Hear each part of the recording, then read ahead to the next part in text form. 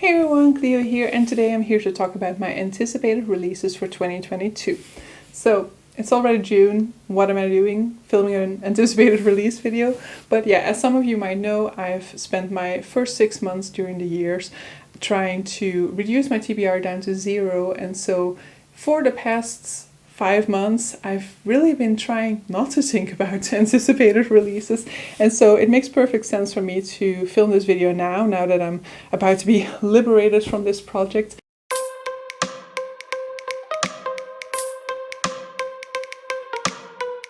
Today I'm going to talk about my most anticipated releases. Some of these are already out. I will definitely mention that when they're already out. And so they might be books that I can get around to immediately after finishing Zero TBR. But some of them, sadly, I still have to wait for. And one of them in particular is the reason why I'm filming this video, because I'm just so hyped for that book. And I want it now, but I need to wait. And so let's start off by talking about that one. So the book that currently is just like, I want it, I need it, is the first binding by R.R. Virdi. So this is an epic high fantasy series, which is going to be part of apparently a sort of like multiverse. So I recently saw an interview with R.R. Virdi and Patrick on Patrick's channel, Patrick Leo. And so I basically watched that interview because I was like, I had a scratch, an itch, I want this book, I want it now, and I thought like, let's slightly scratch that itch, let's just watch an interview with the author about it, and then maybe that could kind of like slate some of my hunger for this book. It did not, it just made it worse. So I am now even more hyped for this book, and yeah, I want it. But so basically the rights for 3 books within the series have been sold, and the idea is going to be that it's going to be more than those books apparently, but it's also going to be part of a multiverse apparently. So this is Silk Road Fantasy. As I said, it is Indian fantasy, and we are following a sort of like bard who is a storyteller moving around from town to town, and basically storytelling is part of the magic system within this one. The only other element I know about this series is that it is going to be a story within a story. So the framing narrative is a structural element that I absolutely love. It is in definitely quite a lot of books, so it's definitely not my main reason for being excited about this, but it's just an added element, an added bonus onto a book that I was super excited about. And so yeah, currently I'm just super jealous of every single person who posts something about this book or about having received the arc and things like that, or about to dive into this book, and I'm like, but I want it, I also want it. But so hopefully I won't have too much of a delay in getting it once it hits the shelves in August. Another anticipated release for August, maybe even September. I think at the moment it says the 1st of September. It used to say the end of August, but maybe that was just like a difference between the US and the UK edition, is Babel by R.F. Kuang. So I actually still need to finish the Poppy War trilogy, which has nothing to do with the series. It's just because I prioritize Project Zero TBR over finishing the Poppy War trilogy. But so the Poppy War and her new release Babel aren't connected, so you don't have to have read the Poppy War in order to go into Babel, and they are very different books from one another. Poppy War is very much a strategic historical fantasy set in ancient China. Babel is going to be a decolonial dark academia fantasy set in Oxford. So in this one we are following a protagonist who is part of the Translator Institute, I think, in Oxford, and so it's going to look at translation and going to decolonize translation. So a lot of conversation about translation and the impact of translation on the message of a text or on the reception of a text. Decolonial is another one of those buzzwords that instantly gets me interested in a text. When I was doing my master's in Western literature, we had a focus on decolonial literature, and I absolutely loved that particular course. So I'm very much interested in a decolonial narrative. And translator studies, I did a master's in translation as well, and I'm very much interested in translation. Translated literature, for example, is also one of my favorite genres. So I'm very interested. It seems like the book is written for me. R.F. Kuang's literature seems to just be written for me. It seems to be perfectly following the formula of what I absolutely want to read about. And the magic system is going to center around language, another one of the elements that I absolutely love. So yeah, Babel for a very long time was the book that I was most excited about within this year, but the first binding has kind of taken its place in recent weeks. But so yeah, those are my 2 highest anticipated novels. Another one that is pretty high on my radar is Kaike by Vaishani Patel, I think. I think I'm wrong about that first name, so it will be on the cover. So this is another Indian-inspired fantasy. This is the first one that I was excited about for this year, and so it's been the longest since I actually heard about this book. And so my hype for it has kind of died down a little bit because I've just had to wait for too long since finding out about this, but it's definitely rekindling a little bit, though I'm trying to ease the hype wagon a little bit, but a lot of people are reading it recently, and so I've seen quite a lot of people rave about it, and that's definitely made it climb in my anticipation again, and so I'll definitely get around to it shortly after finishing Zero TBR. But so yeah, this is an Indian-inspired fantasy. It is a retelling of the Ramayana, I think, which I also haven't read, so it might be interesting to read alongside with Kaike. This is a story about a girl, I think it might be a princess, who basically is being pushed in these traditional female roles within society, and so she's basically just considered as a sort of like pawn who can be used in a political marriage, I think, and she wants to break those boundaries and wants to take action and stir the pot and set things in motion, but perhaps she's setting wrong things in motion. I'm really a little bit dodgy on the plot at this point in time because it's been such a long time since I first found out about the premise, but I've heard really good things about it. I've heard that it's a really in-depth exploration, and so I'm very much looking forward to that one. Next up we have The Final Strike by Sara El Arifi. This is one that was lower on my anticipation until like this week because I saw a video of Jess Owens who was discussing reading this book, and they mentioned that one of the protagonists, because apparently it's told in 3 POVs, and one of the POVs is a POV of a disabled protagonist, and I was like, yeah, okay, sold. So I was already definitely going to check this one out, but because it is Arabian-inspired fantasy, and you know, any type of fantasy that is not your typical Western European setting is one that I'm at least going to be interested about because it just does new things with the genre, and I just like seeing that a whole lot. But so it definitely was one that I was going to check out in any case, but knowing that it has a disabled character, I definitely want to check it out because I love reading about disability, and I love seeing representation for disability, especially in fantasy where I don't see it very often. Next up we have a sequel to one that I already have, which is Fate of the Fallen is the first book in the series, and the sequel is Destiny of the Dead. So this is a series, I don't know how many books it's gonna contain, by Kaike. Kaike has another series out which will also have a new release this year, which will also be featured in this video. But so Destiny of the Dead is book 2 in the Shroud of Prophecy, which is a series in which we're following 2 best friends, and they've known each other all of their lives, they're thick as thieves, but one day our protagonist finds out that his best friend is actually a chosen one and has this whole prophecy linked to him. At the beginning of the book they set out together to start his journey, and however, shortly after setting off, his best friend, so the chosen one, is killed. So how do you continue? What happens when the chosen one, the one who's supposed to be saving the entire world, dies? I very much like Kaike's writing. Their fantasy is much more light-hearted, I guess, but I do actually quite enjoy that sort of like light tone that invades their writing. So yeah, I am excited about this one, but not as much as I am about the other series that is getting a continuation. So the other series that is getting a continuation is Kingstar Titan, which is a series I started reading years ago. At the point in which I started reading, there were 3 books out, I think, and then the 4th one came out like a year after, and since then it's been quite a long time since we haven't had any sort of book in that series anymore.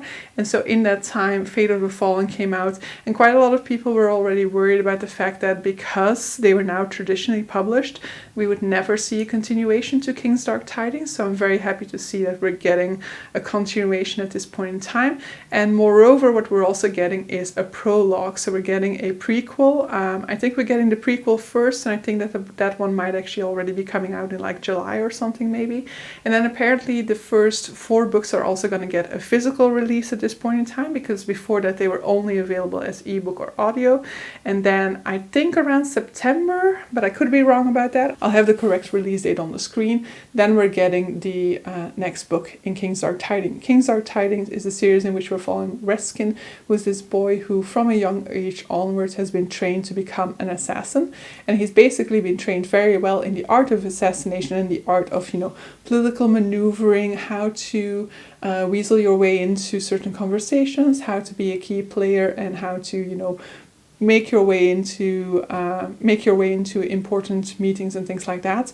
But he's never really been trained on any sort of real social skills. He doesn't have any friends. He has never really had to make a genuine human connection with anybody around him, because everybody around him has always been a teacher and has always really kept their distance. However, on his graduation date, he is given one final assignment, and that is to kill all of his tutors.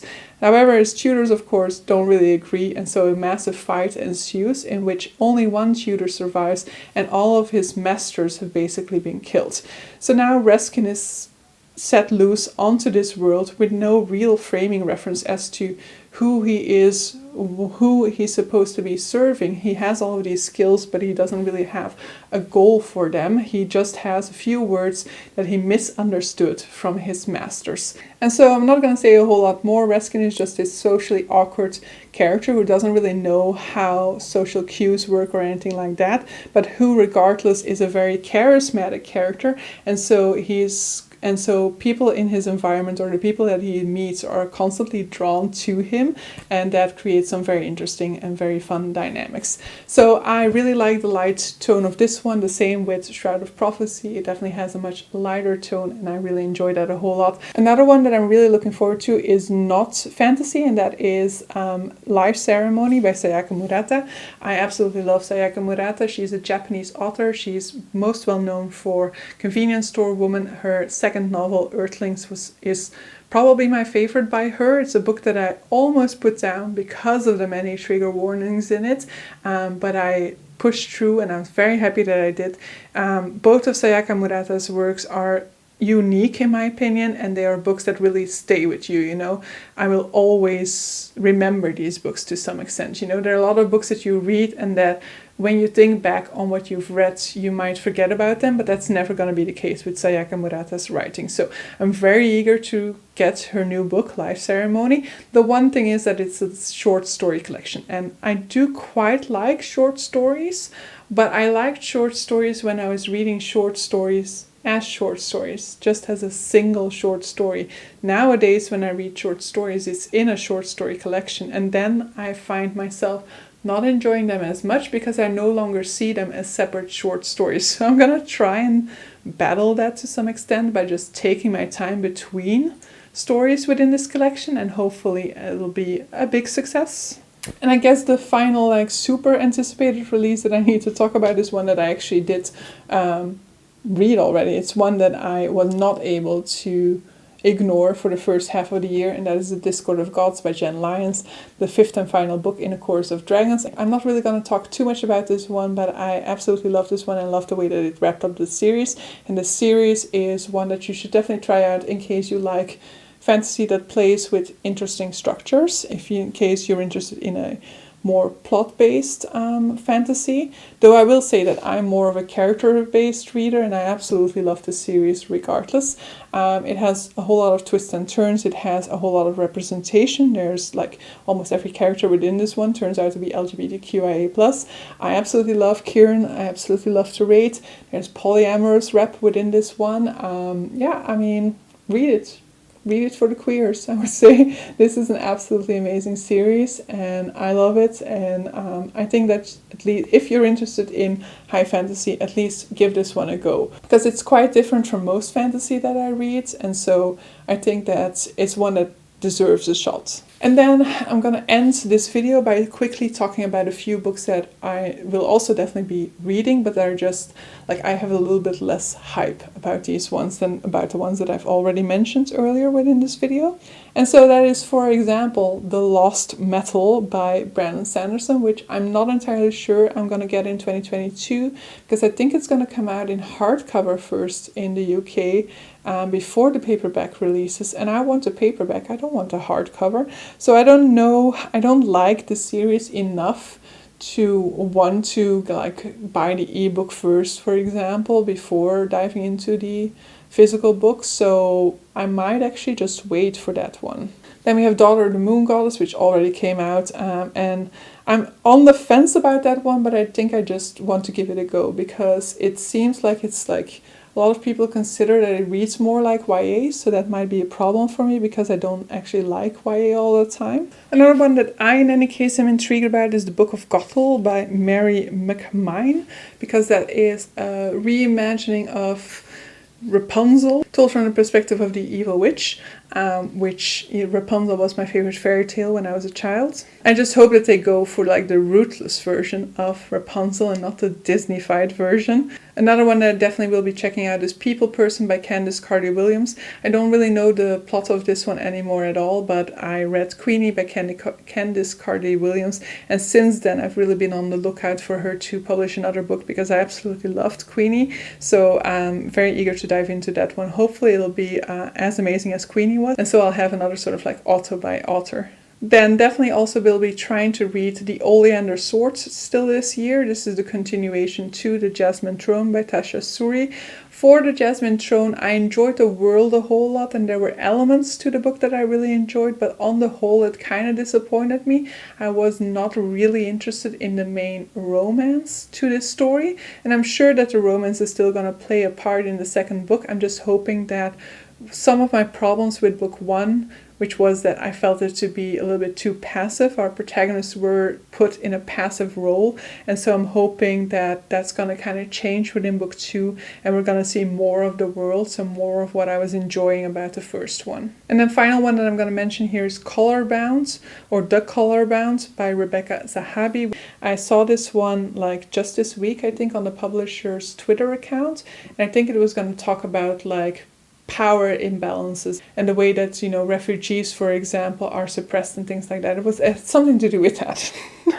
This is how my memory works. I've only heard about this week, and I've already kind of forgotten part of what this was all about. But so it was all about refugees, power dynamics, suppression of certain ethical groups, for example. And so it sounded very interesting to have a fantasy book dive into those thematics. But so that is going to be it for this video. These are the books that I'm most anticipating, but then some additional ones at the end, which I'm definitely still anticipating, but just are a little bit less high on my radar. You know, if I need to wait a month, 2 months for those, that's fine by me. But the ones that I mentioned at the very beginning of this video, those are like the ones that I would just want to have in my hands already now. But so with that being said, I'm going to round off this video. Hope you guys enjoyed it, and see you guys for the next one. Bye!